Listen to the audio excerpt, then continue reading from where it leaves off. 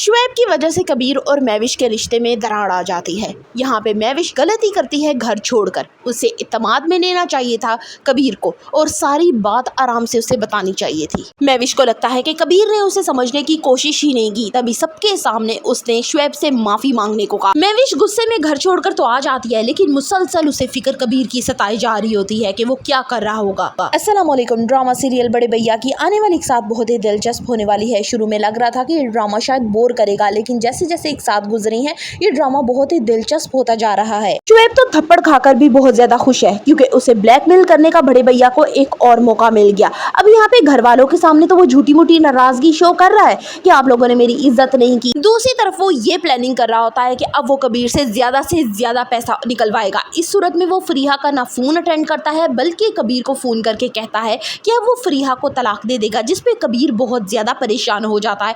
फौरन मामू और मुमानी को बुलाता है और वो आके कहते हैं कि ये सिर्फ उसकी गीदड़ बबकियां हैं, वो ऐसा कुछ नहीं करेगा, वो एक नंबर का लालची है। कबीर को दोहरी परेशानी सता रही है। एक तरफ महविश है जो घर छोड़कर जा चुकी है। कबीर बार बार उसे कॉल करता है, लेकिन वो उसकी कॉल पिक नहीं करती। यहाँ पे कबीर सोचता है कि मुझे अब सबसे ज्यादा महविश तुम्हारी जरूरत थी और तुम ही मुझे छोड़कर जा चुकी हो। और दूसरी तरफ शुएब है जो मुसलसल कह रहा है कि वो फरीहा को साथ नहीं रखेगा और उससे तलाक देगा।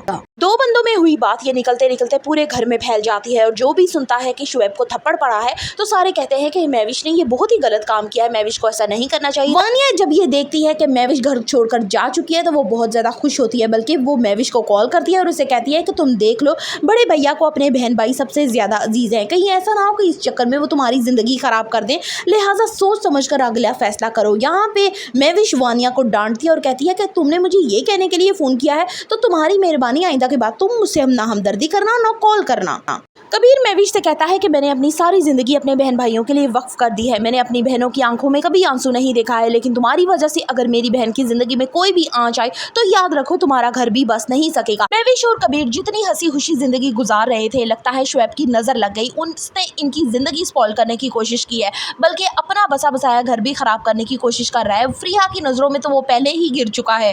फरीहा अच्छे तरीके से जानती है कि शुएब किस नेचर का इंसान है, लेकिन सिर्फ अपना घर बचाने के लिए वो अब की दफा शुएब का साथ देती है। वो ये भी नहीं परवाह करती कि महविश ने उसकी बीमारी में उसका कितना साथ दिया, उसकी कितनी केयर की। हर बात को नजरअंदाज करके सिर्फ शुएब का साथ देती है। कबीर महविश की कोई भी बात नहीं सुनता। वो ये नहीं पूछता कि वहाँ पे उस वक्त हुआ क्या था। वो उसे आके डांटना शुरू हो जाता है और उसे कहता है कि अब तुम माफी मांगोगी। अब इस चीज से दिल बर्दाश्ता होके महविश ये डिसीजन लेती है कि वो अपने घर पे चली जाएगी, क्योंकि हालात जो है वो हो सकता है मजीद बिगड़ जाए।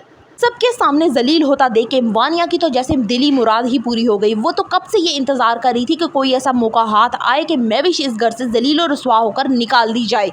कई टाइम से वो जो प्लानिंग कर रही थी कि किस तरह से महविश को नीचा दिखाए, घर वालों की नज़रों में बुरा बनाए, इस तरह से पूरी हो जाएगी। उसको अपने कानों पे अपनी आंखों पे बिल्कुल यकीन नहीं आ रहा। वानिया इस जल्दी पे तेल डालने वाली है और इस आग को मजीद भड़काने वाली है, यानी बड़े भैया को भी कहने वाली है कि मैं कितनी अरसे से यहाँ पे रह रही हूँ, लेकिन आज तक शुएब की इज्जत में कभी कोई कमी नहीं की है और ना ही मेरे मुतालिक सुना है किसी ने भी। लेकिन ये कल की आई लड़की को शुएब ने छेड़ भी दिया और इसने उसके मुँह पे थप्पड़ भी मार दिया।